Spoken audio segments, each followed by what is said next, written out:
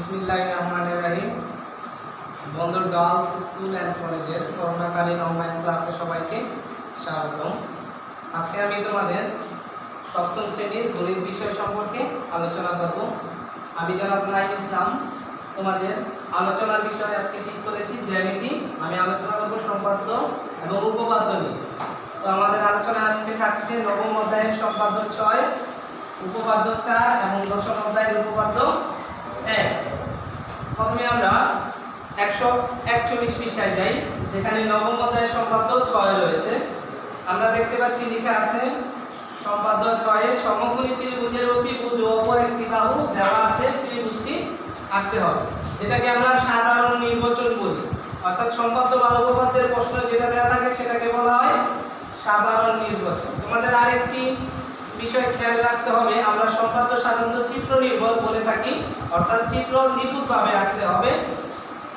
অর্থাৎ সম্পাদ্যের ক্ষেত্রে চিত্রটাই মূল বিষয়টা নির্ভর করে এবং সেই সাথে যেভাবে লিখেছে সেই অনুযায়ী অঙ্কনের বিবরণ দিতে হবে। শুরু করি আমি। প্রথমে দেখা যাচ্ছে এই জায়গায় সমকোণী ত্রিভুজ। প্রথমে আমাকে জানতে হবে সমকোণী ত্রিভুজ কি। আমরা জানি সাধারণত সংজ্ঞায় পড়েছি যে ত্রিভুজের একটি কোণ সমকোণ তাকে বলা হয় সমকোণী ত্রিভুজ। অন্যভাবে বলা যায় যে ত্রিভুজের একটি কোণ সমকোণ বা 90 ডিগ্রি তাই হচ্ছে সমকোণী ত্রিভুজ। 90 ডিগ্রি কোণ কিভাবে আঁকে সেই নিয়মটা আমি তোমাদের প্রথমে দেখিয়ে দিচ্ছি। আমি আগে বলেছি যেহেতু আমার কাছে বোর্ডে জ্যামিতি বক্স দিয়ে আঁকা সম্ভব নয়, আমি তোমাদের যথাসাধ্য দেখানোর চেষ্টা করব এবং তোমরা খাতা এবং জ্যামিতি বক্স দিয়ে আঁকার চেষ্টা করবে। প্রথমে আমি স্কেলের সাহায্যে যে কোনো একটি বাহু নিয়ে নিচ্ছি।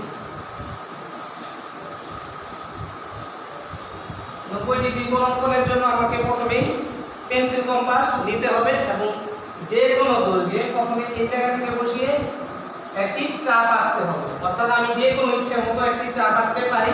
আমি যদি হাত দিয়ে এভাবে একটি চাপ এঁকে নেই, অর্থাৎ চাপটি হবে এইরকম। ঠিক এই জায়গা পর্যন্ত তোমাদের চাপটি আঁকতে হবে। দ্বিতীয়ত এই বিন্দুতে বসিয়ে আরো একটি চাপ আঁকতে হবে ওই একই মাপে। অর্থাৎ প্রথম চাপটি তোমার ইচ্ছা মতো নেওয়ার পর দ্বিতীয় চাপটি তুমি প্রথম চাপের মাপেই নিতে হবে। অর্থাৎ বাকি যতগুলো চাপ নিবে প্রথম চাপের মাপেই নিতে হবে। অর্থাৎ দ্বিতীয় চাপটি ওই মাপেই এই জায়গা থেকে নিতে হবে। তৃতীয় এবং চতুর্থ চাপটি এই বিন্দু থেকে বসিয়ে নিতে হবে। অর্থাৎ এই বিন্দু থেকে বসিয়ে এই চাপের উপর আরেকটি চাপ এবং এই মাঝ বরাবর আরো একটি চাপ নিতে হবে এবং সর্বশেষ চাপটি এই বিন্দুতে বসিয়ে নিতে হবে একই মাপে। সুতরাং আমরা দেখলাম সম্পাদ্য লম্ব অঙ্কনের ক্ষেত্রে 5টি চাপ নিতে হয়। প্রথম চাপটি তোমার ইচ্ছে মতো এবং বাকি 4টি চাপ দ্বিতীয় চাপটি এই জায়গা থেকে বসিয়ে, তৃতীয় চাপটি এই জায়গা থেকে বসিয়ে এবং চতুর্থ চাপটিও এই জায়গা থেকে বসিয়ে মাঝ বরাবর এবং পঞ্চম চাপটি এই জায়গা থেকে বসিয়ে ওই চাপের উপর চাপটি দিতে হবে। এখন যদি আমি যোগ করি তাহলে আমাদের লম্ব অর্থাৎ 90 ডিগ্রি কোণ করে দিয়ে দেব। এটাকে আমরা 90 ডিগ্রি বুঝি। এখন এই বিন্দু আর এই বিন্দু যোগ করলে আমরা একটা সমকোণী ত্রিভুজ বলতে পারি।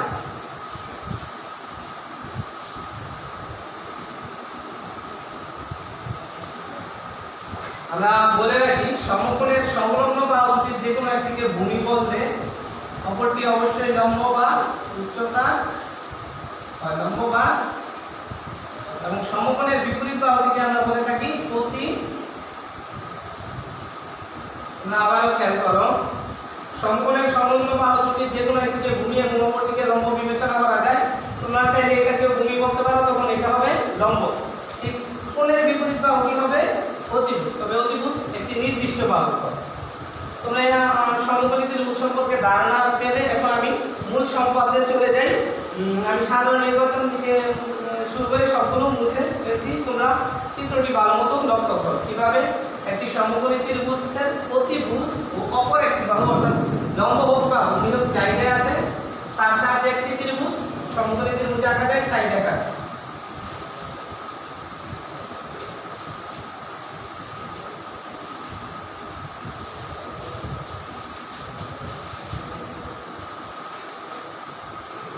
সাধারণ নির্বাচন আমি ভিডিও বানাই লিখলাম না, সংক্ষেপে লিখে নিলাম। তোমরা বই থেকে লিখে নিবে। বইয়ের 141 পৃষ্ঠায় রয়েছে।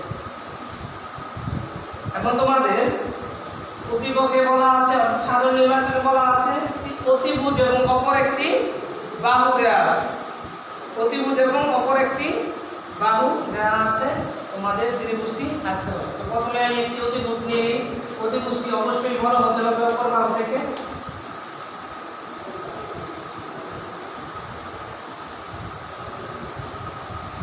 প্রথমে আমি একটি অতিভুজ নিয়ে নিলাম, অতিভুজের নাম হচ্ছে এ এবং অপর একটি বাহু নিলাম এ থেকে ছোট যেটা বি। আমার এই দুইটা উপাত্তের সাথে এখন একটি সমকোণী ত্রিভুজ আঁকতে হবে। তো আমরা লক্ষ্য করি, আমরা জানি যে কোনো ত্রিভুজ বা চতুর্ভুজের চিত্র আঁকতে হলে বেশিরভাগ ক্ষেত্রে যে কোনো একটি রশ্মি নিতে হয়। এখন আমরা জানি রশ্মি কি, আমরা সবাই জানি ইতিমধ্যে রশ্মি কি। আমি চিত্র আঁকার সাথে সাথে তোমাদের অঙ্কনের বিবরণটা লিখে ফেলব এবং বিশেষ নির্বাচন করে যুক্ত করব।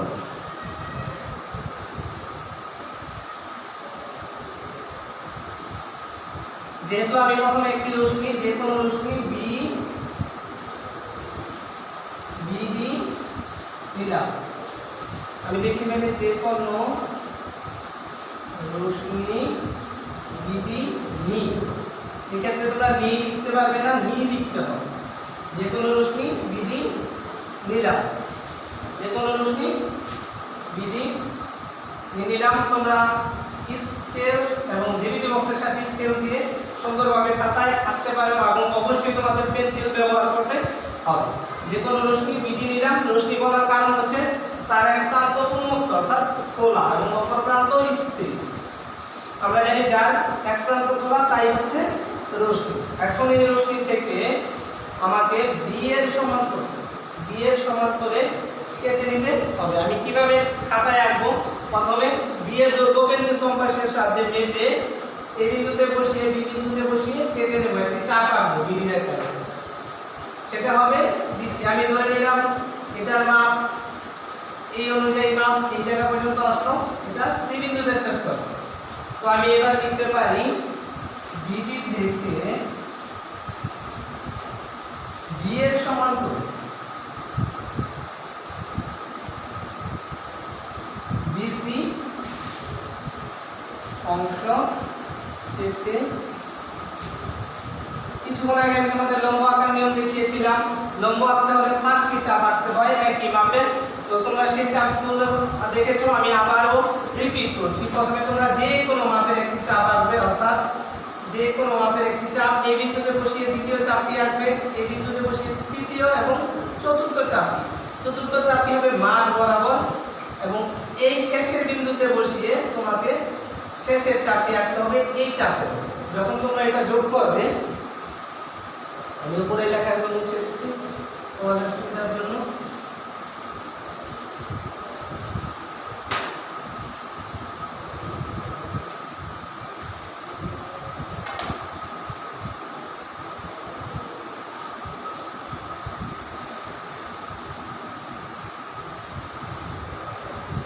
এখন আমি বি বিন্দুতে বিই লম্ব অঙ্কন করলাম।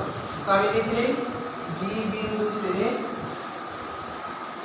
বিই লম্ব অঙ্কন করি। এখন আমাকে কি করতে হবে, অতিভুজের সমান এর সমান দৈর্ঘ্য নিয়ে, অর্থাৎ পেন্সিল কম্পাসের সাথে এই বিন্দুতে বসিয়ে এর সমান দৈর্ঘ্য নিয়ে সি বিন্দুকে কেন্দ্র করে, সি বিন্দুকে কেন্দ্র করে এই বি রেখার উপর একটি চাপ আঁকতে হবে। কি চাপ আঁকতে হবে যা এই বিন্দুতে ছেদ করে এবং এসি যোগ করার ফলে আমি যে ত্রিভুজটি পাবো তাই হচ্ছে এবিসি সমকোণী ত্রিভুজ। তাই হচ্ছে কি এবিসি সমকোণী ত্রিভুজ। সুতরাং আমি এবার বাকি লেখাগুলো লিখতে পারি।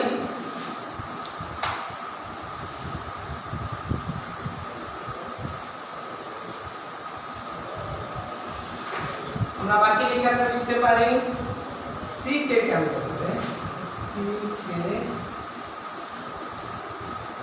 কেন্দ্র করে এর সমান ব্যাসার্ধ,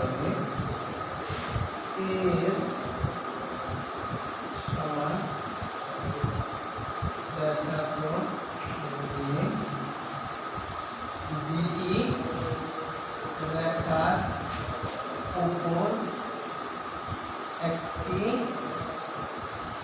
চাপ R3 যা BE কে এ বিন্দুতে ছেদ করে, যা BE কে এ বিন্দুতে ছেদ করে। A, C তোমাদের ভালো মতো লক্ষ্য রাখতে হবে। A, C লিখতে হবে। AC যোগ করি হলে হবে না, আর AC যোগ করা যায় না। AC নিজেই একটি রেখা, A এবং C দুটো আলাদা বিন্দু, যোগ করা যায়। অবশ্যই তোমরা A, C লিখবে। AC যোগ করি, তাহলে ABC হবে উদ্দিষ্ট, মানে যেটা আমাদের উদ্দেশ্য ছিল, উদ্দিষ্ট সমকোণী। তোমরা বিশেষ নির্বাচনটি বই থেকে দেখে নেবে। বিশেষ নির্বাচন আমরা এভাবে করতে পারি, মনে করি একটি সমকোণী ত্রিভুজের অতিভুজ A এবং অপর একটি বাহু B দেওয়া আছে, ত্রিভুজটি আঁকতে হবে। তো আমি প্রথমে আবারও বলছি, প্রথমে যে কোনো রশ্মি BD নিলাম, এর থেকে B এর সমান করে পেন্সিল কম্পাসের সাহায্যে BC কেটে নিলাম। এখন B বিন্দুতে লম্ব আঁকলাম। আমি আবার বলি, লম্ব আঁকার জন্য 5টি চাপ, একই মাপের চাপ নিতে হবে।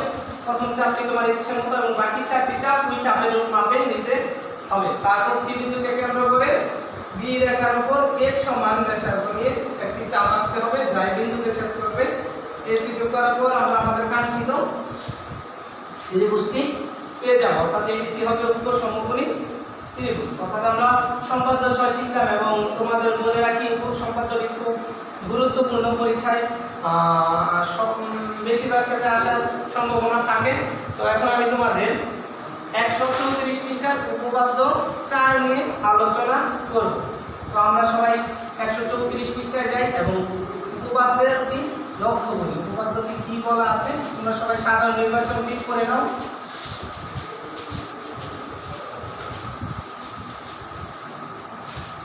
পৃষ্ঠায় যাই আমরা সবাই।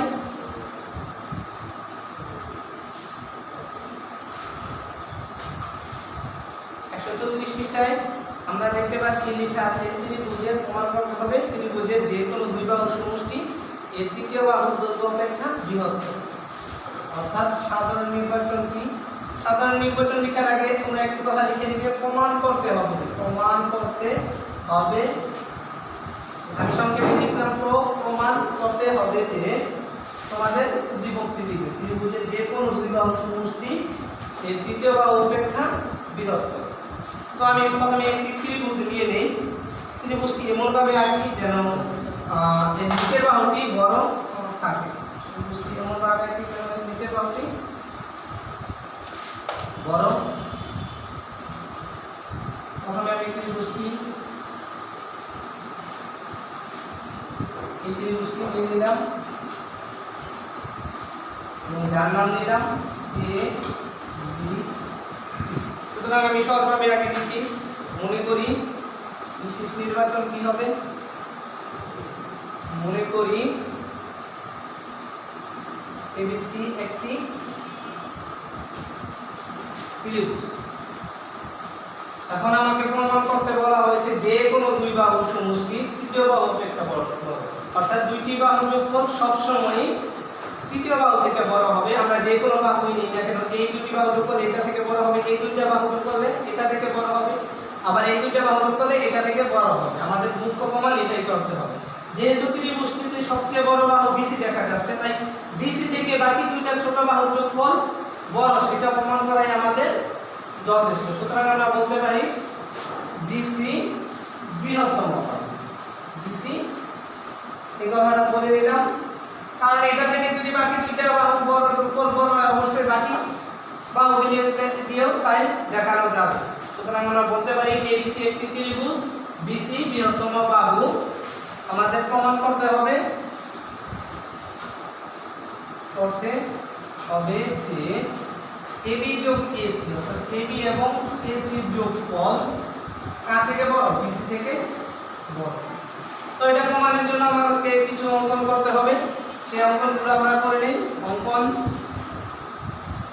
আমাকে BA কে, এই BA বাহুকে D পর্যন্ত বর্ধিত করতে হবে। BA বাহুকে D পর্যন্ত বর্ধিত করতে হবে, যে কোনো মাপে নয়, অবশ্যই তার একটা মাপ থাকতে হবে।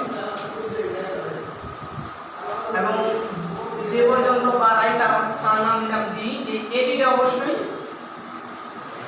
অবশ্যই এসি মাপে হতে হবে, অর্থাৎ এসি যদি 5 সেন্টিমিটার হয় এডিকেও 5 সেন্টিমিটার হতে হবে, অর্থাৎ এই বাহুটা আর এই বাহুটা সমান হতে হবে। তারপর আমি সিডি যোগ করে ফেলব।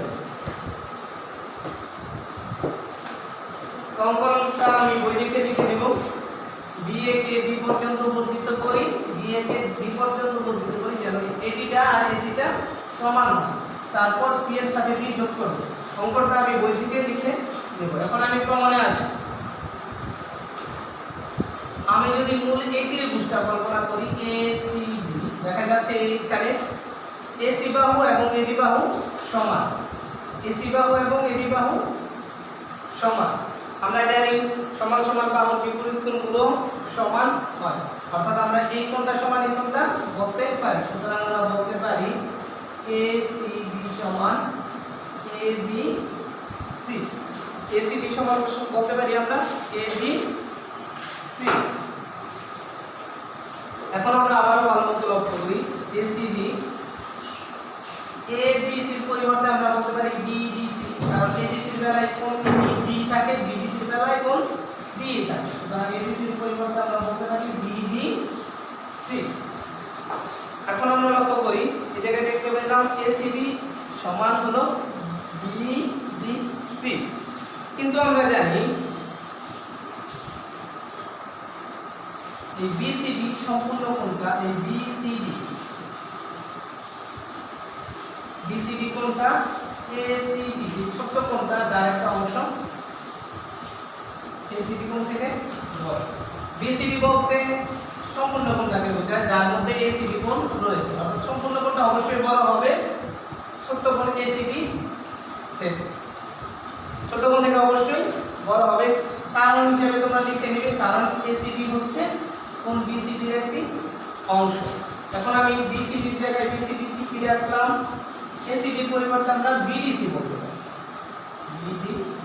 এখন চিত্রে লক্ষ্য করো এই কোণটা বড় দেখা যাচ্ছে এবং এই কোণটা ছোট দেখা যাচ্ছে। আমরা সহজভাবে যদি বলি, আমরা উপপাদ্যে পড়েছিলাম, আগের একটা উপপাদ্যে পড়েছিলাম যে কোন ত্রিভুজের যে কোণ সংলগ্ন, যে কোণটি বড় হবে কোণ সংলগ্ন বাহুটি ছোট হবে, যে কোণটি ছোট হবে তার কোণ সংলগ্ন বাহুটি বড় হবে। যেহেতু এই কোণটি ছোট, এই কোণ সংলগ্ন বাহু হচ্ছে বিডি, এবং যেহেতু এই কোণটি বড়, এই কোণ সংলগ্ন বাহুটি হচ্ছে বিসি। সুতরাং বিসি বাহু থেকে অবশ্যই বিডি বাহুটি বড় হবে। এখন আমরা খেয়াল করি এই বিডি বাহুকে বাংলায় কি পাওয়া যায়। আমরা দেখতে পাচ্ছি বিডি বাহু দুইটা বাহু সমষ্টি এবি এবং এডি, এবি এবং এডি। আমরা বিডি পরিবর্তে লিখতে পারি এবি যোগ এডি, বিসির জায়গায় বিসি লিখলাম। এখন এবি, যেহেতু এডি আমি এসি মাপে নিয়ে নিয়েছিলাম, এসি লিখে ফেললাম এডির পরিবর্তে। সুতরাং আমাদের দেখা যাচ্ছে এবি যোগ এসি গ্রেটার দেন বিসি, অর্থাৎ দুইটা বাহু সমষ্টি তৃতীয় বাহু থেকে বড়। অর্থাৎ আমাদের কাঙ্ক্ষিত যে অংশটা আমরা চেয়েছিলাম, যে প্রমাণটি চেয়েছিলাম, তাই আমাদের প্রমাণিত হলো। তো আমরা শিখে ফেললাম নবম অধ্যায়ের উপপাদ্য 4। এখন আমরা আলোচনা করব দশম অধ্যায়ের উপপাদ্য 1 সম্পর্কে। তোমরা সবাই 147 পৃষ্ঠায় চলে যাও। 147 পৃষ্ঠার সাধারণ নির্বাচনটি তোমরা একটু ভালো মতো খেয়াল করো, কি লেখা আছে তাতে সবাই একটু মনোযোগ দিয়ে লক্ষ্য করো, তাহলে বুঝতে পারবে। সাধারণ নির্বাচন ঠিক একইভাবে প্রমাণ করো যে লেখায় পরে লেখা আছে।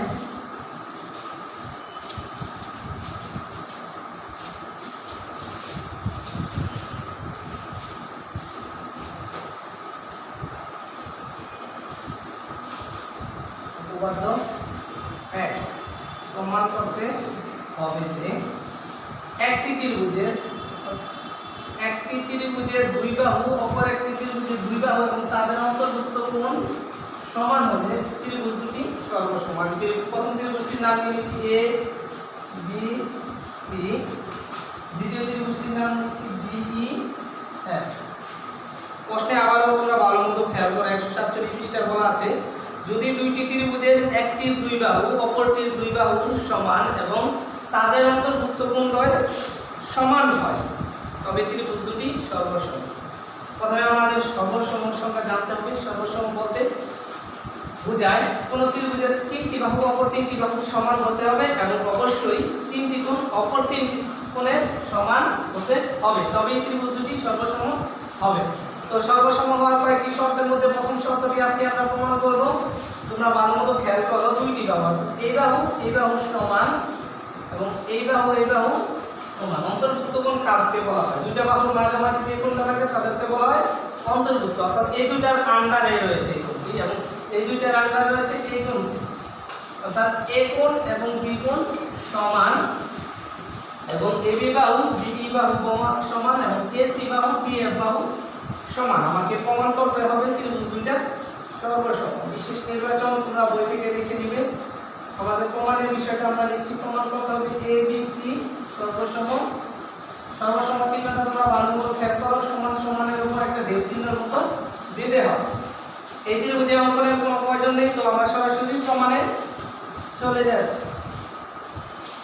তোমরা ভালোমতো খেয়াল করো, দুটো ত্রিভুজকে যদি আমরা কল্পনা করি কোনো একটা ত্রিকোণের সাথে, তোমরা যদি বলতে যে কোনো একটি ত্রিকোণে নিয়ে নেবে এবং জিনিসটা ভালোমতো খেয়াল করো।